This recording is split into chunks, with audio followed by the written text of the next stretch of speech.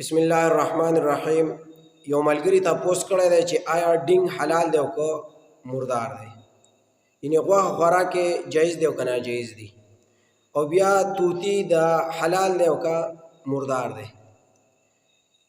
دا ډینګ هغه ډینګ ذکر کوو چې کوم ته اردو کې بګلا ویلی کېږي او په انګلیش کې ورته سیحه وایي. د خوړونو کې چې ګرځي او میان خوري، میان ښکار کوي، دغې ته ډینګ ویلی کېږي. نو هغه ډینګ کې بیا څو قسمه دي. یو رنګ سپین دی چې بالکل سپین دی، یو دی نو هغه خړ دی، سپین رنګ دی خو خړ دی، د پاسه پې خړه یا زیړه پټه ده.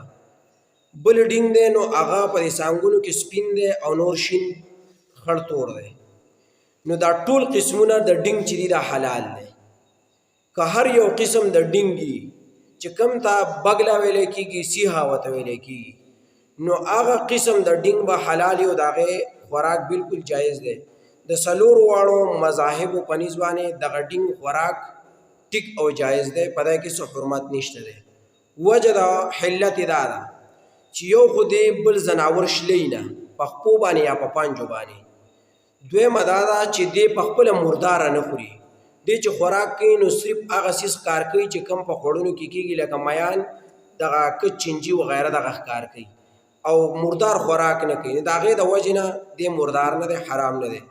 نو د ډینګ چې هر یو قسم دی چې هغې ته بګلا یا سیحه ویلی کېږي، نو هغه بالکل ټیک او جایز دی. دویم یې ورسره توتي ملګری کړی دی. توتي کوم چې طوطا ورته اردو کې وایي، پیرټ ورته انګلیش کې وایي. اوس کو چېرته بل څیز ته څوک توتي وایي نو هغه توتي به نه شمارلی کېږي. کوم ته چې په انګلیش کې پیرټ ویلی کېږي یا اردو کې ورته طوطا ویلی کېږي، چې د باز په شان مکوښی ده، لکه زمونږ په علاقو کې دا شنو یا دا زیړ رنګونو وغیره دا توتیان دي. نو د دغه توتي وي چې حرام دی او که حلال دی، یعنی خوراک جایز دی او که ناجایز دی. نو د دغې توتي خوراک بالکل ټیک او جایز دی چې کله په صحیح طریقه باندې د ښکار کړی شي، ولال کړی شي، لکه توتي یا دا ډینګ، خو چې ذبح کړی شي په صحیح طریقه باندې، کم چې د نورو ځناورو د ذبح حکم دی. د توتي د حلت وجه دا ده چې دې مردار خوراک نه کوي. دویم دا چې دې په پنجو په مکوښه باندې بل شی شلی نه، بل شی خرابوي نه. بل دا دی چې دې په پنجو کې خوراک نه نیسي.